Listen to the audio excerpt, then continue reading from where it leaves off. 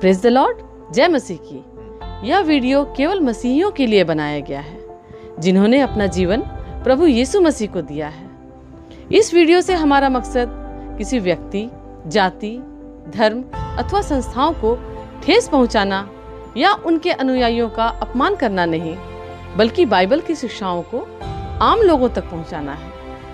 मुमकिन है कि बाइबल की ये शिक्षाएं कुछ लोगों की विचारधाराओं से मेल नहीं खाती, अतः उनसे अनुरोध है कि वे खुद को इस वीडियो से दूर रखें ताकि उनकी विचारधाराओं को ठेस न पहुंचे।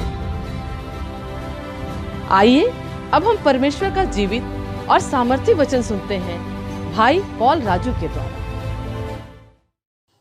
Praise the Lord. मैं पिता परमेश्वर को धन्यवाद करता हूं कि उसने फिर से ये अवसर दिया प्रियों कि मैं आपके सामने परमेश्वर के सुंदर वचन के साथ उपस्थित हो सका और परमेश्वर के एक नए विषय के साथ, परमेश्वर के वचन के एक नए विषय के साथ मैं आपसे रूबरू हो सकता हूं, बातें कर सकता हूं। प्रियों, आज का जो हमारा विषय है, आज का जो हमारा सब्जेक्ट है, वो काफ़ी संवेदनशील है।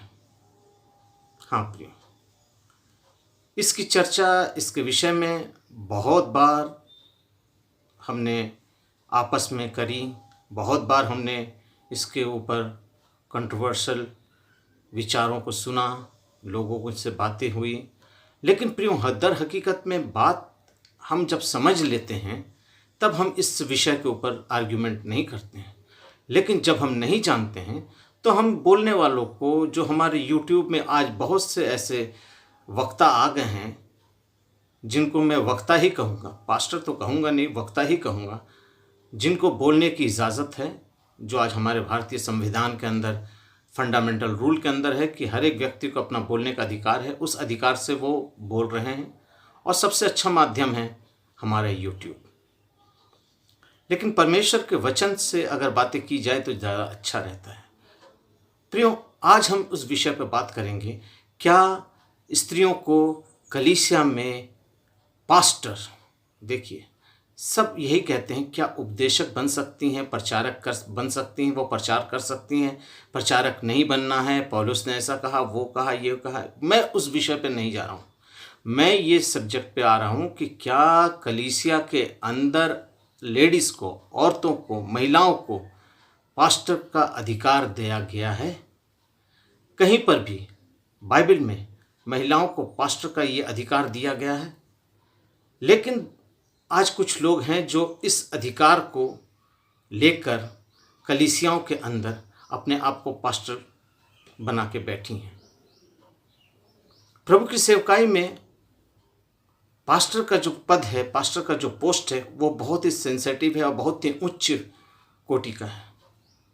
लेकिन आज हमें ये समझना होगा कि क्या परमेश्वर ने, परमेश्वर के वचन में कहीं पर भी महिलाओं को पास्टर का अधिकार दिया गया है? लेकिन पौलुस ने कहा है कि तुम महिलाएं जो हैं, ये कलीसिया में जो हैं, ये चुप रहें, खामोश रहें। मैं उस विषय पे बात पर आऊँगा, लेकिन अक्सर इस पद को लेकर जो पाया जाता है, पहला तीमुथियुस उसका 2 अध्याय उसका 11वां पद, पहला तीमुथियुस उसका 2 अध्याय उसका 11वां पद जो कहता है, स्त्रियां ना उपदेश करें और ना पुरुष पर आज्ञा चलाएं। तो लोग आज ये समझते हैं कि ये उपदेश देना जो है, ये औरतों का अधिकार है। उपदेश का मतलब क्या? उपदेश कौन दे सकता है? एक अच्छा उपदेशक जिससे वचन का ज्ञान होता है। और वचन का ज्ञान आज सारी जाति में है।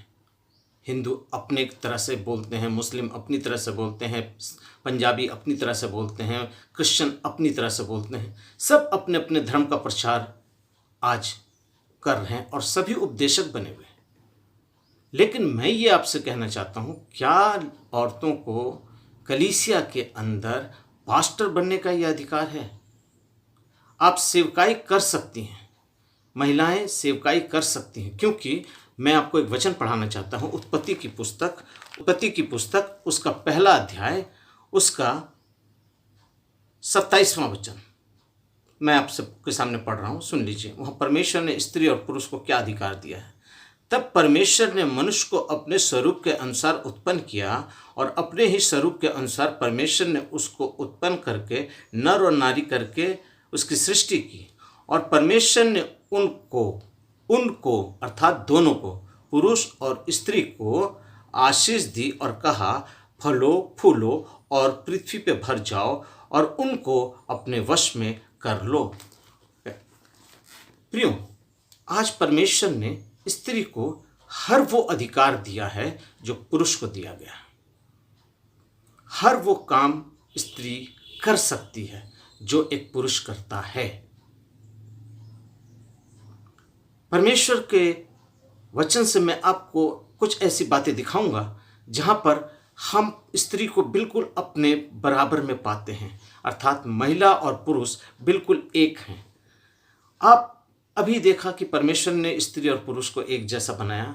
उसके बाद जब प्रभु ने मत्ती रचित सुसमाचार 28वें अध्याय में अपने आखिरी शब्द को इस्तेमाल किया अपने चेलों के ऊपर, तो उसने कहा, जाओ सारी सृष्टि के लोगों को सुसमाचार प्रचार करो और उन्हें पिता पुत्र पवित्र आत्मा के नाम से बपतिस्मा दो। यहाँ पर किसी को भी ये नहीं कहा गया कि ये महिलाएं हैं या ये पुरुष हैं, या ये महिलाओं का काम है या ये पुरुषों का काम है। नहीं, ये अधिकार सबको दिया गया है।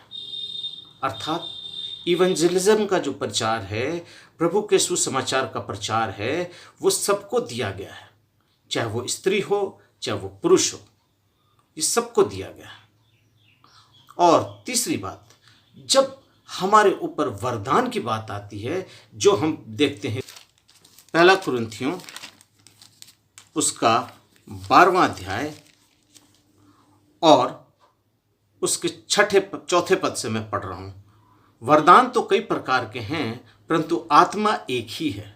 अर्थात वरदान बहुत प्रकार के हैं पर आत्मा एक ही है, और सेवा भी कई प्रकार की हैं परंतु प्रभु एक ही है। सेवा बहुत प्रकार की है। आप ये मत समझिए कि हम सिर्फ कलीसियाओं में जाकर पिलपिट पे खड़े होकर प्रचार कर सकेंगे, प्रचार करेंगे और पास्टर बन जाएंगे। महिलाएं ये न समझें कि हम सिर्फ प्रभु का काम के लिए हमको पिलपिट चाहिए। क्यों? अगर आपको पिलपिट चाहिए तो यहाँ आप और काम क्यों नहीं करती हैं? आप संडे स्कूल क्यों नहीं चला सकती हैं? आप ट्रैक्स क्यों नहीं बांट सकती हैं? आप कलीसिया में छोटे छोटे गॉस्पेल प्रचार क्यों नहीं कर सकती हैं? छोटे छोटे कॉटेज मीटिंग में जाकर क्यों नहीं अपने आप को परमेश्वर के लिए समर्पित करती हैं? क्यों नहीं आप परमेश्वर का वचन शेयर करती हैं?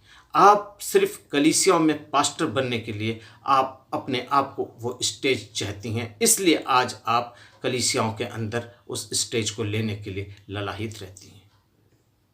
हाँ प्रियो, मैं बहुत कड़े शब्दों का इस्तेमाल कर रहा हूँ क्योंकि बहुत से लोगों ने इस विषय को लेकर बहुत अंड बंड बातें कर दी हैं, बहुत से तोड़ मरोड़ कर बहुत से गलत प्रचार कर दिया है।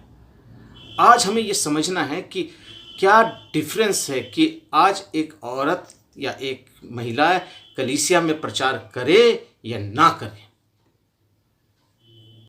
आज कुछ लोग हैं जो ये कहते हैं कि देखिए पुराने नियम में महिलाओं ने क्या क्या सेवकाई की हैं, देखिए नए नियम में महिलाओं ने कौन कौन सी सेवकाई की है।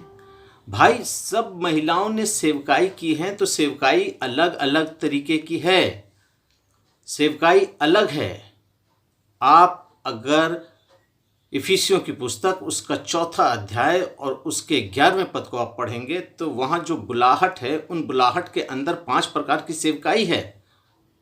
उन 5 प्रकार की सेवकाई में आप सेवकाई को ले सकते हैं, परंतु कलीसिया के अंदर जो पास्टर का स्थान है, वो पास्टर का स्थान सिर्फ पुरुष ही ले सकते हैं। अब आपको सुनकर तो ये बात लग रहा होगा कि ये क्या बोल रहा है, महिलाओं को लज्जित कर रहा है, महिलाओं को नेग्लेक्ट कर रहा है या महिलाओं के विरुद्ध बात कर रहा है। नहीं, वचन सत्य है। आप अपनी दिमाग से कुछ भी बोल लीजिए, कोई भी उदाहरण दिखला दीजिए, लेकिन मैं एक बात ये जानता हूँ कि बाइबल में कहीं पर भी ऐसा शब्द नहीं लिखा है कि महिलाएं कलीसिया के अंदर उपदेश कर सकती हैं। क्योंकि पौलुस ने साफ शब्दों में कहा है कि महिलाएं कलीसिया में चुप रहे, उपदेश ना करें। अगर इसके विपरीत अगर शब्द है कि हाँ कर सकती हैं, तो मैं मानने को तैयार हूँ।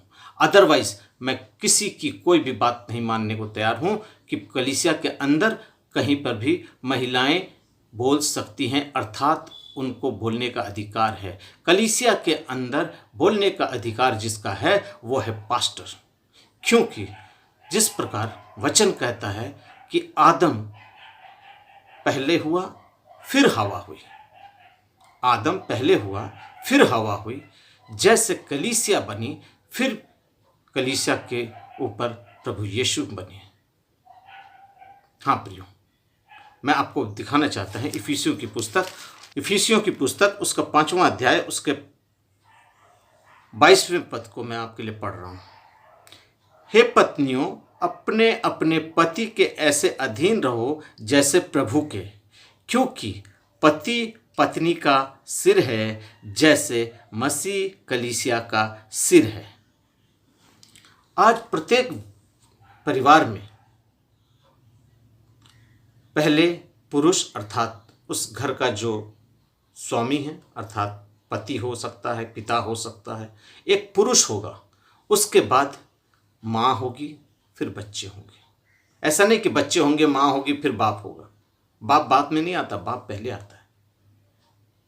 उसी प्रकार से कलीसिया का भी जो सर है, क्योंकि कलीसिया जो है उसको हम दुल्हन कहते हैं। किसकी दुल्हन? प्रभु की दुल्हन। तो मेरा दूल्हा कौन है? वो यीशु है। तो यीशु कौन है? पुरुष है। इसलिए वो मेरा प्रधान है, उस कलीसिया का वो प्रधान है, पुरुष है।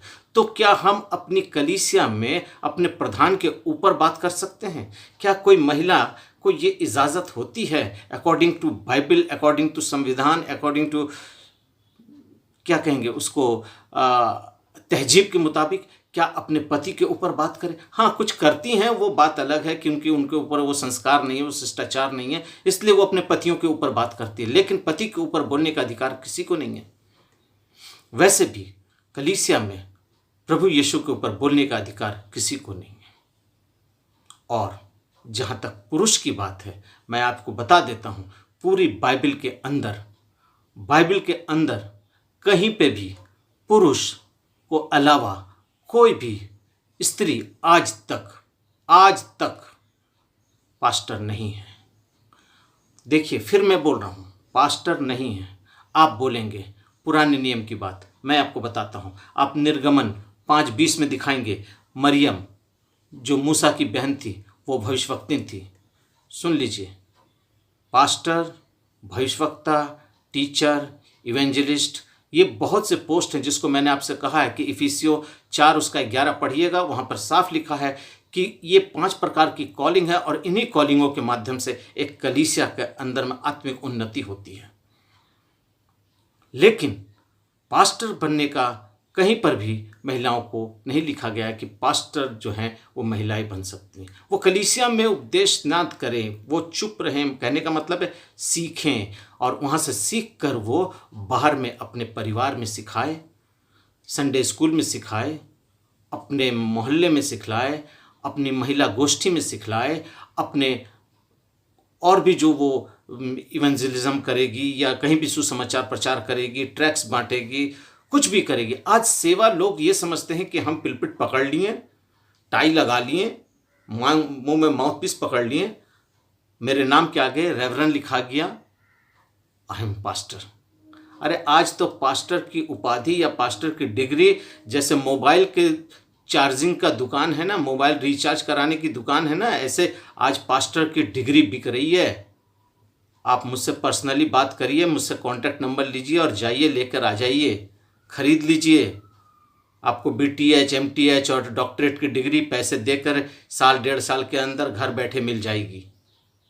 मैं फालतू की बात नहीं कर रहा हूँ, मैं बिल्कुल सही बात कर रहा हूँ आपके सामने।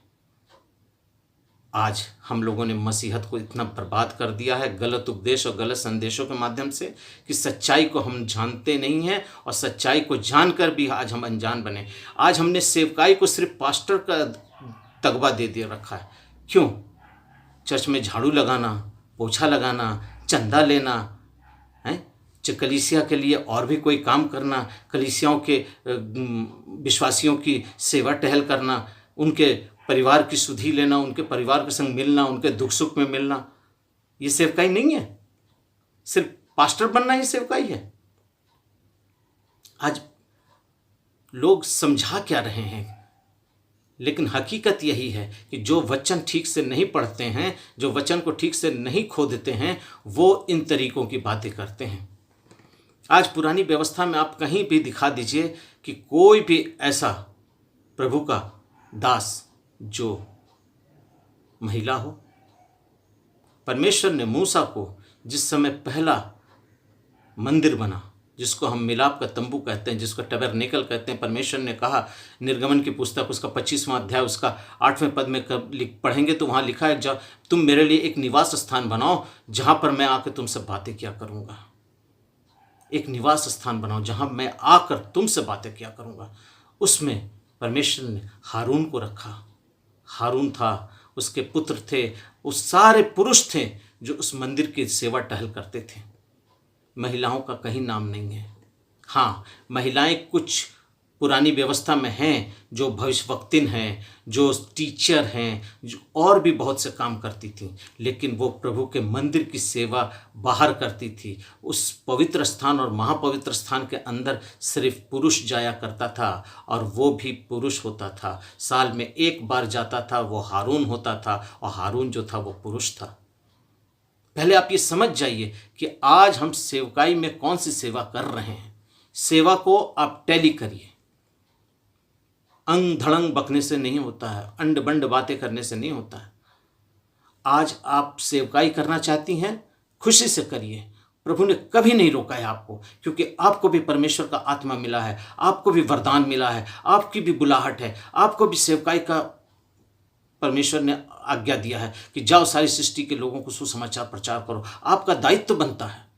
लेकिन प्रभु ने कहीं पर भी महिलाओं को ये नहीं कहा कि तुम मेरी कलीसिया के अंदर जाकर उस पिलपिट पे जाकर खड़े होकर कलीसिया को संबोधित करो, क्योंकि मैं कलीसिया का सर हूं और तुम कलीसिया में मेरे सर के ऊपर आकर बैठ जाओ।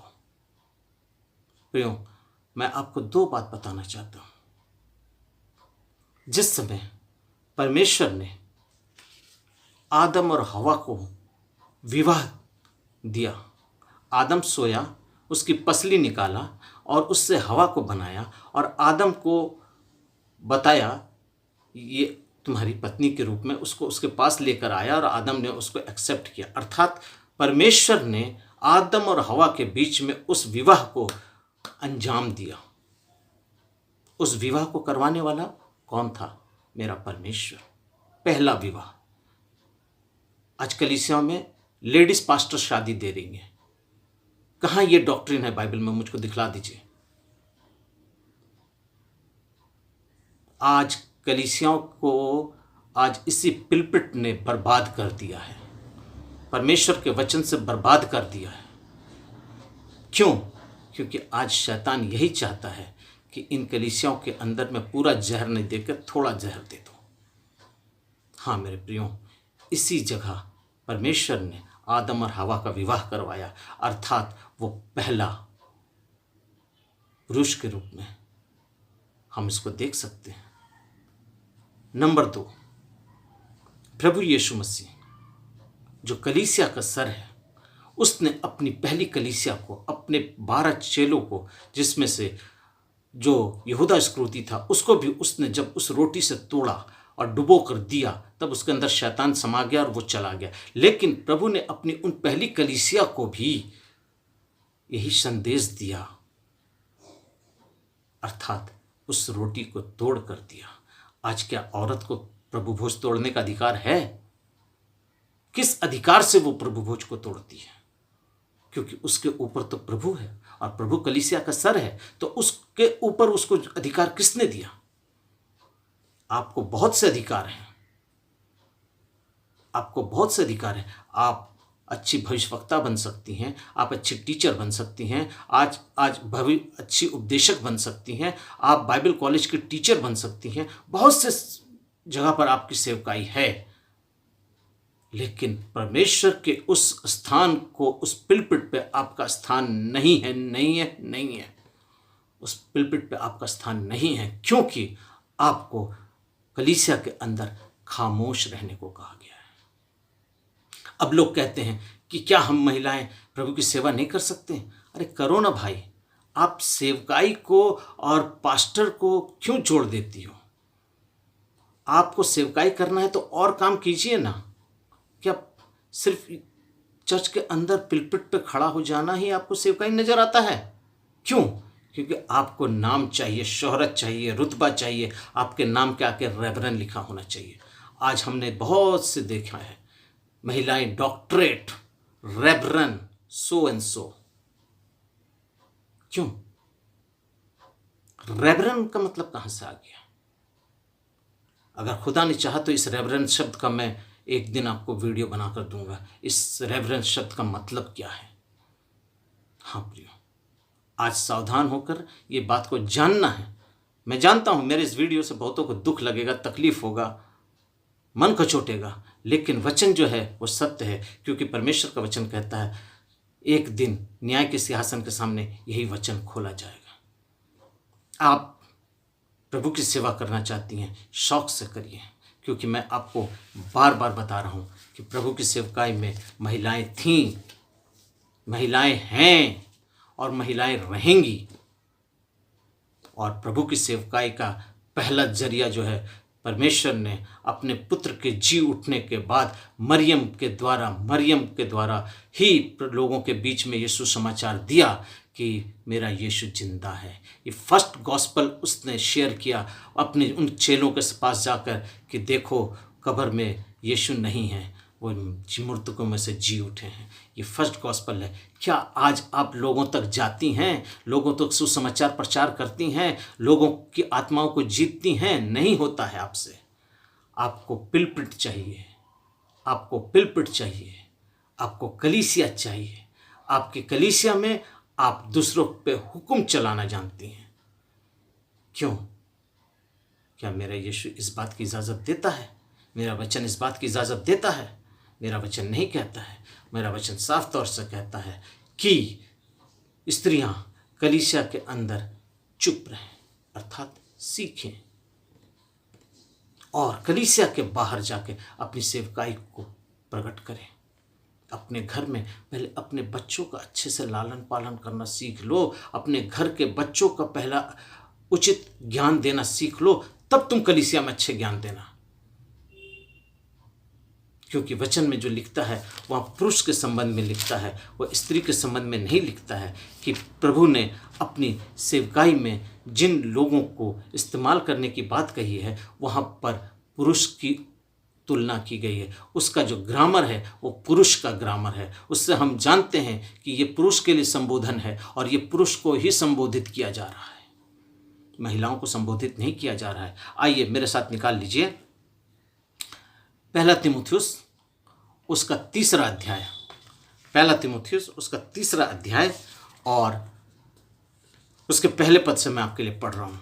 वहाँ पे लिखता है, यह बात सत्य है कि जो अध्यक्ष होना चाहता है, जो अध्यक्ष होना चाहती है का बात नहीं हो रहा है, जो अध्यक्ष होना चाहता है अर्थात बिशप, कई कलीसियों का अध्यक्ष, उसके बारे में ये बात हो रही है।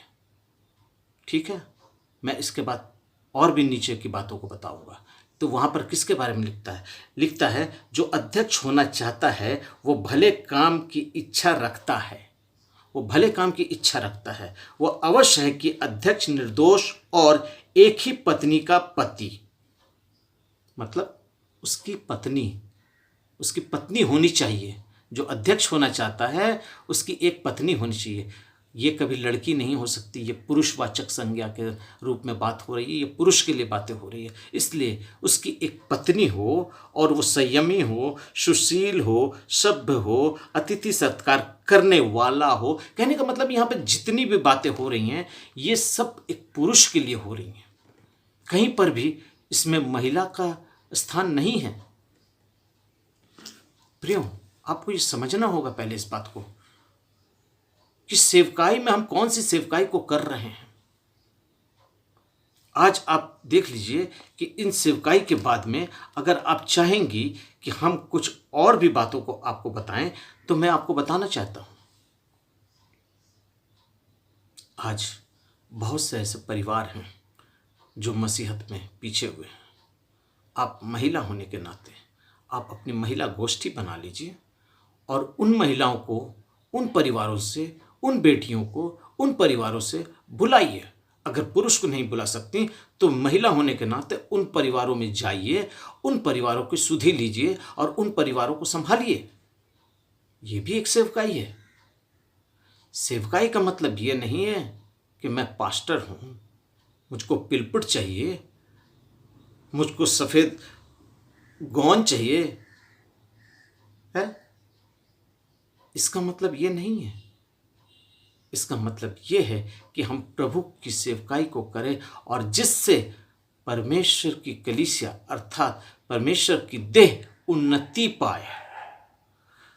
मैं आपको बताना चाहता हूं, इफिसियों की पुस्तक जहां पर आपको मैंने पढ़वाया था, इफिसियों 4 उसका 12वां पद लिखता है कि जिससे पवित्र लोग सिद्ध हो जाएं और सेवा का काम किया जाए और मसीह की देह उन्नति पाए। मसीह की देह अर्थात कलीसिया उन्नति पाए। तो आज ये हमको समझना होगा। लोग बोलते क्या महिलाएं सेवा नहीं कर सकती? कर सकती हैं। मैं बोलता हूं 100% कर सकती हैं। सेवा अलग है, पिलपिट पे खड़ा होकर पास्टर का स्थान लेना ये अलग है।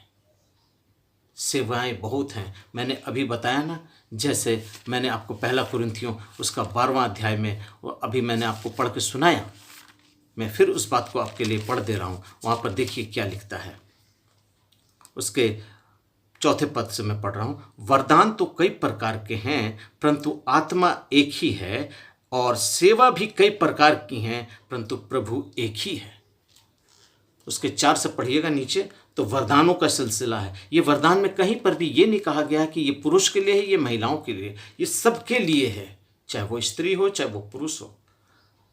आज उनको अन्य भाषा मिलता है, आज उनको चंगाई का वरदान मिलता है, आज उसको ट्रांसलेशन का वरदान मिलता है, विश्वास का वरदान मिलता है, भाषा का ज्ञान का वरदान मिलता है। ये जितने भी वरदान है सब महिलाओं के लिए भी हैं। इस पर सिर्फ पुरुषों का अधिकार नहीं है, लेकिन एक जगह पुरुष का अधिकार है, वह है प्रभु की देह पर अर्थात कलीसिया पर। आज प्रियो हमको ये समझना होगा कि क्या फर्क है सेवकाई में और प्रभु की कलीसिया की सेवकाई में। पौलुस ऐसे नहीं बोल दिया कि महिलाएं चुप रहें। कहने का मतलब है यहाँ पर उनको खामोश रहना है, सीखना है, क्योंकि उनको अभी कलीसिया में वो स्थान नहीं मिला है, अर्थात सेवकाई में वो जगह नहीं मिली है। आप पूरी बाइबल में खोज के देख लीजिए, आज तक कोई भी प्रभु का दास जो प्रभु की सेवा करता था, अर्थात उस मंदिर की सेवा करता था जिसको हम याजक कहते हैं, जिसको हम प्रियो, मैं आपको ये बताना चाहता हूँ कि आज चाहे वो नए नियम हो चाहे वो पुराना नियम हो, आप जान जाइए कि कहीं पर भी प्रभु के मंदिर में किसी महिला का स्थान नहीं था। मैं कुछ ऐसी महिलाओं के बारे में बता देता हूँ जिसको लेकर लोग अक्सर डिबेट करते हैं, उदाहरण देते हैं और कहते हैं ये भी तो सेवकाई करती थी, लेकिन उनकी सेवकाई को वो नहीं जानते कि वो सेवकाई थी क्या। और प्रभु कलीसिया में महिलाओं को चुप रहने के लिए जो बात कहा है वो किस विषय में कहा है। आइए मैं आपको रेफरेंस देते जा रहा हूँ, आप पढ़ लीजिएगा अपने घरों में, आप इसको पढ़ लीजिएगा। निर्गमन की पुस्तक उसका 5वां अध्याय उसका 20वां पद, वहाँ पर मरियम के बारे में है जो मूसा की बहन है। वो एक भविष्यवक्तिन थी, अर्थात भविष्यवाणी करती थी। ध्यान से सुनिएगा, वो भविष्यवाणी करती थी। न्यायों की पुस्तक उसका 4था अध्याय उसका 4था पद, दबोरा, ये भी भविष्यवक्तिन थी, भविष्यवक्ता थी, भविष्यवाणी क्या करती थी, भविष्य में होने वाली बातों को बतलाती थी। नंबर 3 एस्थर की पुस्तक उसका 2रा अध्याय उसका 17वां पद। एस्थर की पुस्तक 2 अध्याय उसका 17वां पद, वो एस्थर है, रानी है, जो अपनी प्रजा की देखभाल, अपना प्रजा का न्याय और अपनी प्रजा की सुधि लेती थी, अर्थात अपनी प्रजा के ऊपर अपना अधिकार रखती थी। लोगों ने इस एस्थर के साथ कलीसिया को जोड़ दिया है। वो भी न्यायिक थी, प्रशासनिक थी, अपने राज्य को देखती थी, संभालती थी, तो उसको कलीसिया का रूप दे दिया। क्या दिमाग है, पता नहीं किस दिमाग की उपज से बात करते हैं। नंबर 4, लूका रचित सुसमाचार उसका 2 अध्याय उसका 36वां पद, वहां पर भी एक भविष्यवक्तिन है जो भविष्यवाणी किया करती थी। उसके बाद रोमियो की पुस्तक उसका 16वां अध्याय उसका 1 पद, रोमियो की पुस्तक 16वां अध्याय उसका 1 पद, वहां पर फीबे है। फीबे जो है वो करती थी। अभी मैंने आपको समझाया कि आपकी पहली सेवा जो है, अगर आप प्रभु की सेवा करना चाहती हैं, कलीसिया में ना करके कलीसिया के बाहर अगर आपकी सबसे उत्तम सेवा है, तो वो सेवा है, आपको मैं दिखाना चाहता हूं। इस प्रकार से लिखा है, इसी प्रकार बूढ़ी स्त्रियों। अब आप ये मत कह दीजिएगा ये तो बूढ़ी स्त्रियों को कहा गया है, मैं तो जवान हूं, मैं तो 16 साल की लड़की हूं, मेरे लिए तो नहीं कहा गया है। प्रियो, इस तरह के सवाल को, जवाब को मैं नहीं देता हूँ, जिसको मैं बिल्कुल अटपटा सा बात कहता हूँ, लेकिन वचन जो कहता है मैं उसके माध्यम से आपको ये समझाने की कोशिश कर रहा हूँ। देखिए यहाँ लिखता है, इसी प्रकार बूढ़ी स्त्रियों का चाल चलन पवित्र लोगों सा हो, वे दोष लगाने वाली और पियक्कड़ नहीं पर अच्छी बातें सिखाने वाली हों, ताकि वे जवान स्त्रियों को चेतावनी देती रहें और उनके पतियों और बच्चों को प्रेरित करती रहे। उनके घरों में जाइए, उनके बच्चों से मिलिए, उनसे मिलिए। आज उनका परिवार टूटा हुआ है, उनको जोड़िए। आज उनके परिवार में जो उथल पुथल है उनको जोड़िए। उनके बीच में जो मिसअंडरस्टैंडिंग है उसको ख़त्म कीजिए। उनके साथ प्रभु का वचन शेयर कीजिए, उनके साथ मिलिए। सिर्फ 1 घंटे जाकर प्रभु का प्रचार अगर आप कलीसिया में कर दी, सोच लिया आपने बहुत बड़ा तीर मार लिया। आपने कुछ नहीं किया है, आपने कुछ नहीं किया है। आपकी सेवकाई एक पास्टर से भी बढ़कर है।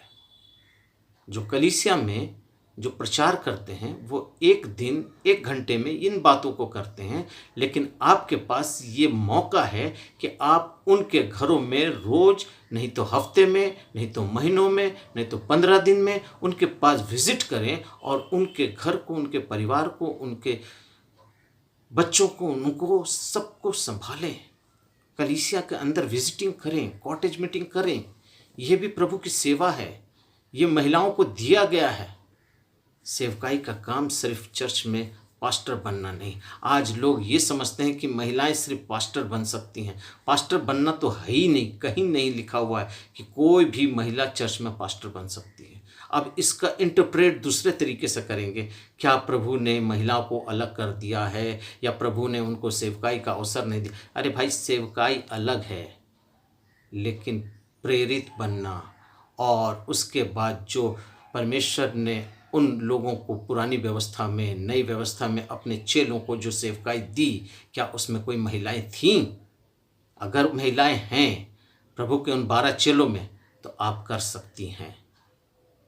तब मैं ये कहूँगा मेरा बोलना शायद गलत है, लेकिन अगर प्रभु के चेलों में प्रभु का कोई भी चेला महिला नहीं है, तो आप प्रभु की उस काम को मत करिए जो काम उसने अपने चेलों को दिया और उनको पहला प्रेरित बताया। आप जान जाइए, चेला और प्रेरित में बहुत फ़र्क है। बहुत से लोगों को यही नहीं पता है कि चेला कौन है और प्रेरित कौन है। यीशु मसीह के कितने चेले हैं और कितने प्रेरित हैं, इन प्रभु अभी लोगों को यही नहीं मालूम होगा। अभी आपके सामने ये सवाल घूम रहा होगा कि ब्रदर राजू पॉल ने जो कहा ये क्या बोल रहा है। जी हाँ, पहले इन चेलों में और इन प्रेरितों में डिफरेंस जान लीजिए। और यीशु मसीह के कितने चेले हैं और कितने प्रेरित हैं, इनको भी अच्छी तरह से बाइबल में खोज लीजिए।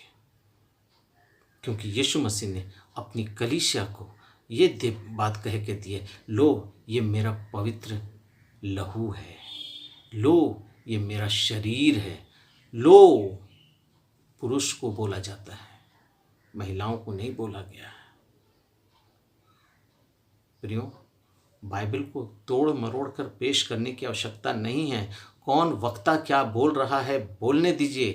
आज यूट्यूब में बहुत से ऐसे उपदेशक और ऐसे ऐसे पास्टर और ऐसे ऐसे लोग आ गए हैं जो अपनी बातों से आपको बरगला देंगे।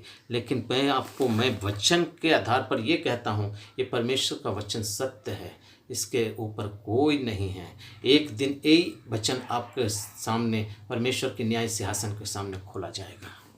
तब ना कोई पास्टर आएगा, ना कोई बिशप आएगा, ना कोई इवेंजलिस्ट आएगा, ना कोई ब्रदर आएगा, ना कोई आएगा। कोई नहीं आएगा आपको बचाने, ना आपकी तरफ से कोई वकील बनकर आपकी पैरवी करेगा। आपका न्याय आपके कामों के अनुसार होगा। हाँ प्रियो, आपका काम आपके न्याय आपके अनुसार, काम को अनुसार होगा। जो जान जाइए कि आज हम सेवा कौन सी कर रहे हैं और हम क्या चाहते हैं। और इन सब के बातों के पीछे मैं एक शब्द आपको और समझा देता हूँ, जो महिलाओं के लिए भी हैं और पुरुषों के लिए भी हैं। मेरे साथ निकाल लीजिए यूहन्ना रचित सुसमाचार 16 उसका 12 से लेकर 16 तक। देखिए वहाँ क्या लिखता है, ध्यान से सुनिएगा। वहाँ ना पुरुष के लिए लिखता है और न महिला के लिए लिखता है, लेकिन ये लिखता उनके लिए है जो प्रभु की सेवकाई करते हैं। तो इनको ये बल कौन देता है कि ये इन सेवकाई को करें।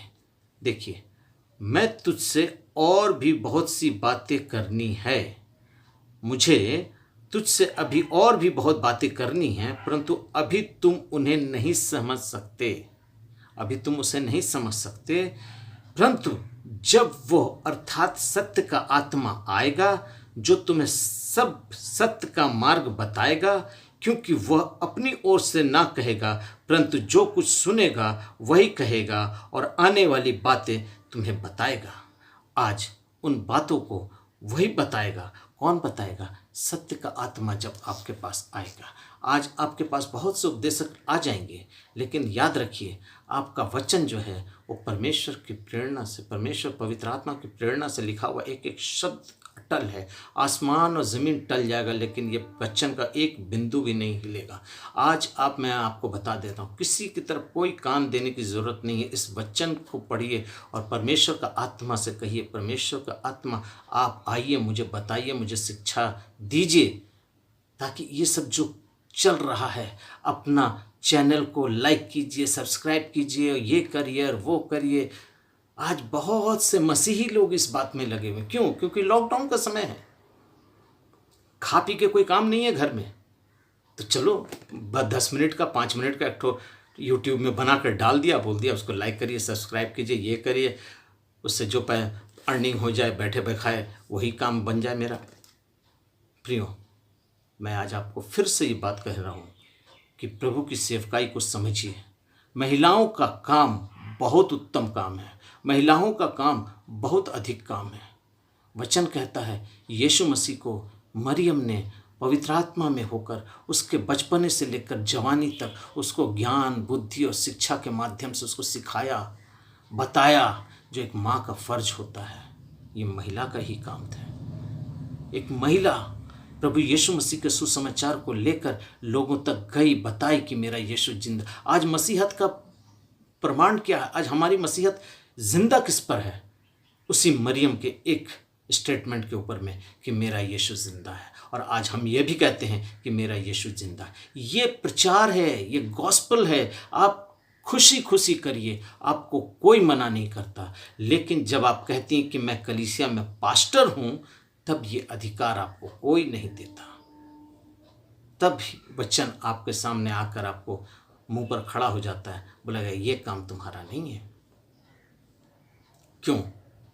क्योंकि परमेश्वर ने उसके लिए एक नियुक्त किया हुआ स्थान में एक नियुक्त किया हुए व्यक्ति को रखा है। उसने याकूब के गोत्रों में से एक गोत्र को उसके लिए अलग से चुन लिया था जो इस मंदिर की सेवा टहल किया करें। प्रियो, मैं आज आपसे फिर से एक बार रिक्वेस्ट करता हूं कि इन तरह की बातों पर अपना ध्यान केंद्रित नहीं करके प्रियो परमेश्वर के सत्य वचन की ओर जाइए और ये जानिए क्या ये वचन कहीं पर भी ऐसा कहता है कि हाँ, महिलाओं को कलीसिया में बोलने का अधिकार है। जैसा पौलुस ने कहा है कि महिलाएं कलीसिया में चुप रहें, तो इसका ऑपोजिट ये है, क्या महिलाएं कलीसिया में बोल सकती हैं? ऐसा कहीं है तो आप मुझको मेरा फ़ोन नंबर इसी वीडियो में आता है, आप मुझको बताइए कि ब्रदर मैंने बाइबल पढ़ा और बाइबल में मुझको ये शब्द मिला कि महिलाएं जो हैं कलीसिया में बोल सकती हैं, क्योंकि पौलुस ने कहा है कि महिलाएं कलीसिया में चुप रहें। मैं आपके लिए वो वचन पढ़ देता हूँ, फिर मैं अपने वीडियो को ख़त्म करना चाहता हूँ। मेरे साथ निकाल लीजिए 1 तीमुथियुस उसका 2 अध्याय उसका 11वां पद से। स्त्रियों को चुपचाप पूरी अधीनता से सीखना चाहिए। मैं कहता हूँ कि स्त्रियां न उपदेश करे और न पुरुष पर आज्ञा चलाए, परंतु चुप रहे। Excuse me. क्योंकि आदम पहले, बाद में हवा बनाई गई, और आदम बहकाया ना गया पर स्त्री बहकाने के कारण पराधीन हुई। हाँ प्रियो, अगर इस सब्जेक्ट के, इस आयत के विपरीत कोई आयत मिलती है जहाँ पर इसके अगेंस्ट लिखा हो कि स्त्रियां बोल सकती हैं, कलीसिया में उपदेश कर सकती हैं, आदम बहकाया गया, हवा ना बहकाई गई, हवा के चलते नहीं आदम के चलते पाप आया, ऐसा कोई शब्द, ऐसा कोई तात्पर्य है या ऐसा कोई रेफरेंस है या ऐसा कोई वचन है तो आप मुझको बताइए। अन्यथा इस वचन पर गहराई से अमल कीजिए और इसको मानिए, क्योंकि ये परमेश्वर का जीवित सामर्थी वचन है। मैं फिर कह रहा हूँ, मैं महिलाओं को इज्जत देता हूँ और उनसे प्रेम करता हूँ, क्योंकि मैं भी माँ, बहन, बीबी और बेटियों का बाप हूँ। आप मेरी बातों को गलत मत समझिएगा। परमेश्वर का वचन जो कहता है मैं उस बात को आपके सामने रखा हूँ, क्योंकि मैं महिलाओं की इज्जत करता हूँ और मैं कहता हूँ कि प्रभु ने पुरुष से ज़्यादा महिलाओं को अपनी सेवा के लिए चुना और उससे अपना योगदान लिया। हाँ मेरे प्रियो, आप पहले ये जान लीजिए कि सेवकाई क्या है और प्रभु का पिलपिट का अर्थात उस मंदिर की सेवकाई का क्या हक अधिकार है। आप प्रभु भोज नहीं दे सकती हैं, आप मिट्टी नहीं दे सकती हैं, आप शादी नहीं दे सकती हैं, क्योंकि इसके वचन में मैं और गहराई में जाऊंगा तो बहुत सी बातें निकलेंगी, लेकिन मैंने अब सिर्फ 2 ही रेफरेंस आपको दिया। एक शादी का, जो परमेश्वर ने आदम और हवा का पहला विवाह करवाया, वो पुरुष के रूप में था, और प्रभु भोज, जो प्रभु भोज के बारे में है, वो ये है कि मेरा यीशु अपने चेलों को दिया जो पुरुष है और वो पुरुष ही उसको लिए। अर्थात आप जो पुरुष प्रभु के दास हैं उनके हाथों से प्रभु भोज लें, क्योंकि प्रभु ने यही देकर इसकी उपमा दी है कि ये मेरा शरीर है, तुम इसे लो, और ये मेरा लहू है जो बहुतों के पापों की क्षमा के निमित्त बहाया जाता है। तो आज हमें वचन समझने की ज़रूरत है कि हम किस विषय पर और क्या सुन रहे हैं, वो बोलने वाला क्या बोल रहा है। इससे पहले कि आप उस पर अमल करें, तुरंत गुस्सा मत हो जाइए, चिड़चिड़ाइए मत। हाँ, ये ऐसा बोल रहा है, ये वैसा बोल रहा है, इसको कौन अधिकार दिया, इसको कैसे बोलना चाहिए था, ये कौन होता है बोलने वाला, ये है वो है, परमेश्वर के वचन को ऐसा कर। नो वे। मैं आपसे फिर विनती करता हूँ, आप पवित्र आत्मा से अपने लिए ज्ञान, बुद्धि, समझ मांगिए और वचन को पढ़कर ये बात कीजिए, क्या हमारे लिए क्या लिखा गया है बाइबल में। मैं फिर कहता हूँ प्रियो, मेरी बातों का बुरा मत मानिएगा। मेरा कहने का मतलब ये है कि महिलाएं सेवा कर सकती हैं, क्योंकि बहुत लोग बोलते हैं क्या महिलाएं सेवा नहीं कर सकती। 100% महिलाएं सेवा कर सकती, उत्तम सेवा कर सकती हैं, पुरुष से अच्छी सेवा कर सकती हैं, परंतु मंदिर की सेवा पुरुषों के अलावा महिलाओं को करने का अधिकार नहीं है। अगर मैं इसके अंदर और जाऊं तो आपके जिस्मानी तौर से भी मैं आपको ये प्रकट कर सकता हूं कि आप फिजिकली भी और स्पिरिचुअली भी आप इस योग्य नहीं बनती हैं कि उस पवित्र स्थान तक और महापवित्र स्थान तक जा सकती हैं। मेरे इशारे को आपने समझ लिया होगा प्रियो। तो ये परमेश्वर की बहुत बड़ी योजना है कि प्रभु ने अपनी सेवकाई के लिए आपको चुना है मेरे प्रियो। आज बहुत से लोग, जितने भी लोग प्रभु में आए, फिरे, मन फिराया, बपतिस्मा लिया, प्रभु के राज्य का वारिस बने, उद्धार पाया, उनमें महिलाओं का स्थान पहला है। इसका जीवते और जवाब गवाही मैं देता हूँ, क्योंकि मैं भी मेरी पत्नी के द्वारा मन फिरा और आज यही वो अवसर है कि मैं प्रभु में बढ़ा। और आज भी उसकी दुआओं से, कलीसिया की महिलाओं की संगतियों के द्वारा आज जो वो पुरुष सेवकाई के लिए प्रार्थना करते हैं, अपने भाई ब्रदर और पुरुष जाति के लिए प्रार्थना करती हैं, आज हम लोग उसी के बल से, उन्हीं की प्रार्थनाओं के बल से आज हम लोग परमेश्वर में बलवंत हैं।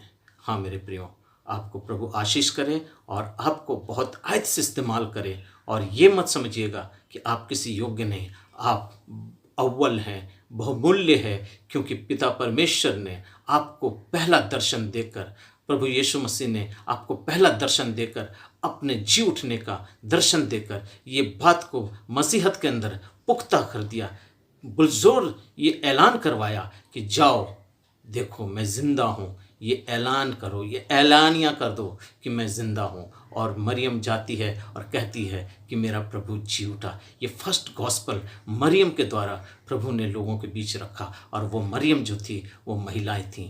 आपको मैं नमस्कार करता हूँ, आपकी इज्जत करता हूँ, आपको बहुत आयत से प्रभु आशीष करे। आप सब सेवा कीजिए, सब सेवा कीजिए, सब सेवा कीजिए, लेकिन सिर्फ इतना याद रख लीजिए, मंदिर में पिलपिट पे खड़ा होना, पिलपिट की सेवकाई, चर्च की सेवकाई का अधिकार आपको नहीं है। मेरी बातों का अगर गलत मायने लगाती हैं ये आपकी मर्जी, लेकिन मैं फिर से कहता हूँ कि महिलाओं को पूरी बाइबल के अंदर मंदिर की सेवा करने का अधिकार कहीं नहीं है। बाकी सारी सेवकाई उनके हाथ में है। सारे जितने भी उनके काम हैं, जिसको मैं वरदान कहूँ, दान कहूँ, फल कहूँ, जो भी बाइबल के अंदर परमेश्वर की तरफ से दिया गया है, वो सब महिलाओं के लिए है। सब कुछ उनमें बराबर का अधिकार है, पुरुष के बराबर का अधिकार है। लेकिन एक जगह परमेश्वर ने आपको पुरुष से अव्वल किया है, क्योंकि प्रभु ने अपने पुत्र प्रभु यीशु मसीह को कलीसिया का सर कहा है, और कलीसिया जो है वो हम हैं, हम प्रभु की दुल्हन है और यीशु मेरा दूल्हा है। इस लिहाज से हम प्रभु की दुल्हन होने के नाते, प्रभु मेरा ऊंचा स्थान है, पहला स्थान है, इसलिए हम दुल्हन होने के नाते उसके नीचे रहें, ना कि उसके ऊपर जाएं। वैसे ही कलीसिया प्रभु के दुल्हन है, और उसकी दुल्हन को चलाने के लिए उसके प्रभु को एक स्वामी की, अर्थात एक पुरुष की आवश्यकता है। अर्थात वो पुरुष ही हो सकता है जिसको पुराने समय में परमेश्वर ने अपने मंदिर की सेवा को दिया। और आज नए नियम में जितने लेवी हुए, जितने भी याजक हुए, जितने भी प्रभु के सेवक हुए, वो सब पुरुष ही थे। हाँ, प्रचारक, भविष्यवक्ता, टीचर, समझाने वाली, सब को मैंने आपको बाइबल से बतला दिया। वो सब महिलाएं थीं, महिलाएं हैं, महिलाएं रहेंगी, क्योंकि उनकी सेवा अव्वल है। तो मेरे प्रियो, मैं प्रभु को धन्यवाद देता हूं कि आज आपने इस विषय को समझ लिया होगा कि महिलाओं के अंदर सारे अधिकार हैं, सारे दान हैं, सारे वरदान हैं, सारे कामों को करने का प्रभु ने उनको बराबर का अधिकार दिया है, लेकिन मंदिर की सेवकाई करने का अधिकार नहीं दिया है। आइए हम सब प्रार्थना करें। सर्वशक्तिमान दयालु पिता परमेश्वर, प्रभु जी हम धन्यवाद देते हैं कि आपने इस विषय के ऊपर हमें बोलने की जो तौफीक अदा फरमाई पिता परमेश्वर, हम आपके शुक्रगुजार हैं पिता प्रभु जी। प्रभु जी तो हम पर दया कर और विनती करते हैं पिता परमेश्वर, शैतान के हर प्रकार के आजमाइशों से, चालों से और गलत विचारों, गलत डॉक्ट्रिन, गलत सिद्धांतों से हमें बचा के रखिए प्रभु जी, ताकि आपका वचन हमारे जीवन में, हमारे सामने प्रकट होने पाए प्रभु। अपनी आत्मा को दे प्रभु जी, ताकि आत्मा के ज्ञान से हम इन बातों को समझ सकें। प्रभु दया करिए, एक एक परिवार को, एक एक व्यक्ति को, एक एक सुनने वालों को, हर एक को पिता परमेश्वर अपनी आत्मा के द्वारा चलाइए। आशीष कीजिए पिता, यीशु के नाम से मांगते हैं, आमीन।